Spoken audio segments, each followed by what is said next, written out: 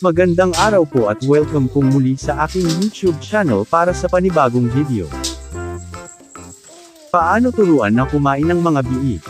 Ito po ang tatalakayin natin sa episode ngayon.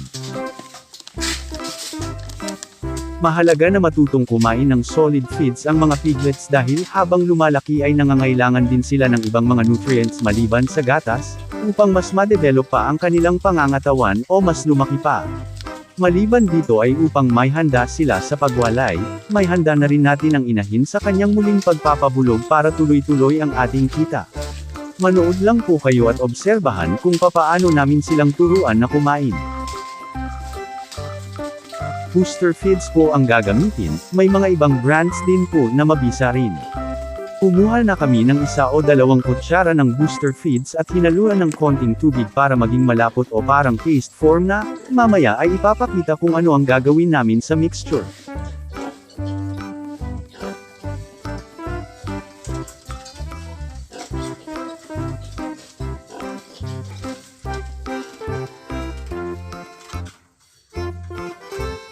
Naglagay na rin kami ng kahit dakot lang na feed sa kanilang feeder para makatikim sila.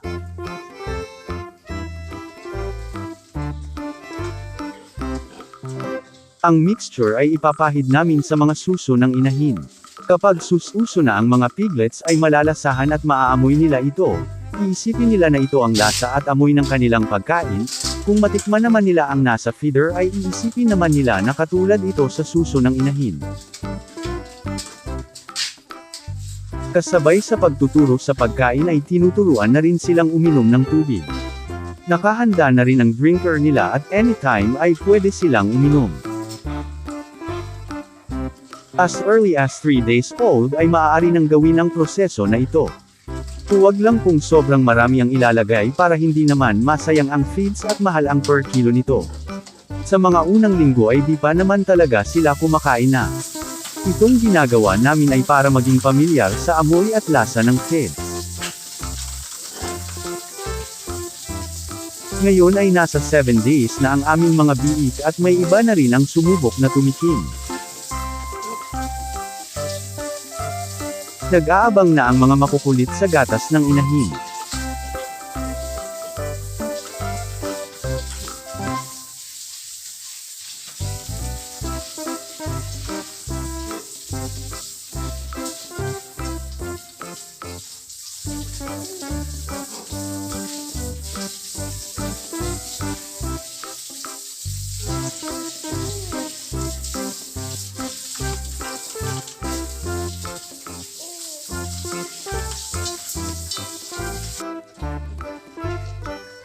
Minsan ito rin ang ginagawa, pinapahid sa kanilang nguso.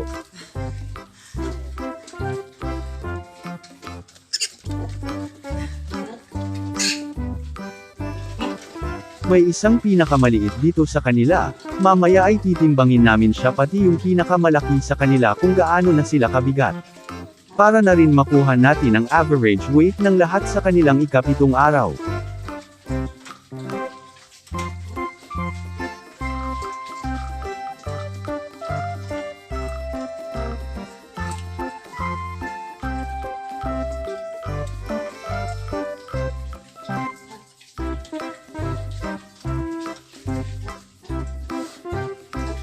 Ang pagpapahid po ay ginagawa namin ng 3 hanggang 5 araw lang, pagkatapos ay sa feeder na lang naglalagay.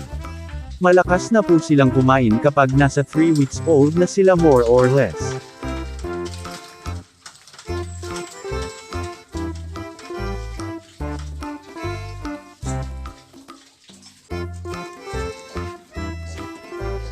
Timbangin muna namin ang pinakamaliit, nasa almost 2 kilos na siya. Pagkaanak niya ay nasa 1 kilo lang ang bigat, nadagdagan na ng 1 kilo 7 araw ang lumipas.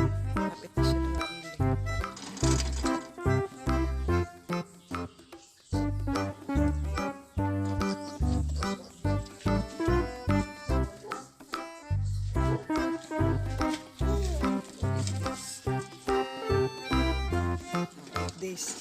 Ang pinakamalaki naman ay nasa 4 kilos na, kung ang timbang ng isa kanina ay 2 kilo at 4 na kilo itong malaki, ang average weight nilang lahat ay nasa 3 kilograms sa ika-7 araw.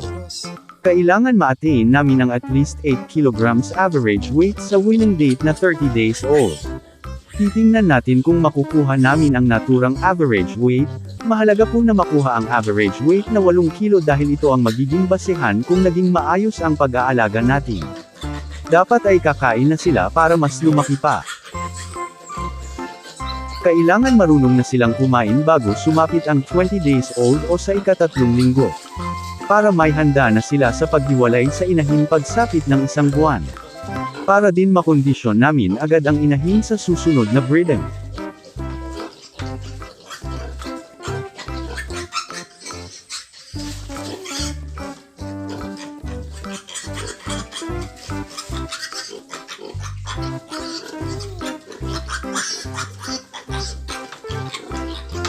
Kapag nagdedepende pa rin sila sa gatas lalo na kung malapit na ang pagwawalay ay baka masyadong mamayat ang inahin. Mahihirapan naman tayo sa pag-manage sa pagpapabulog. Pagkatapos kasi mahiwalay ng mga piglets pagsapit ng 30 days ay mag-hit agad ang inahin sa loob lamang ng 1 linggo. Para tuloy-tuloy ang ating produksyon ay dapat marunong na silang kumain.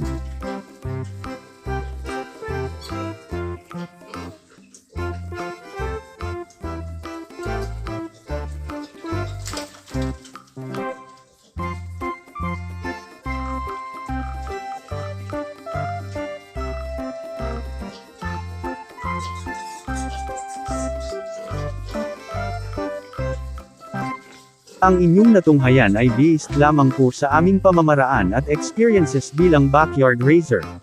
Maaaring hindi angkop ang aming pamamaraan sa ibang mga nag-aalaga.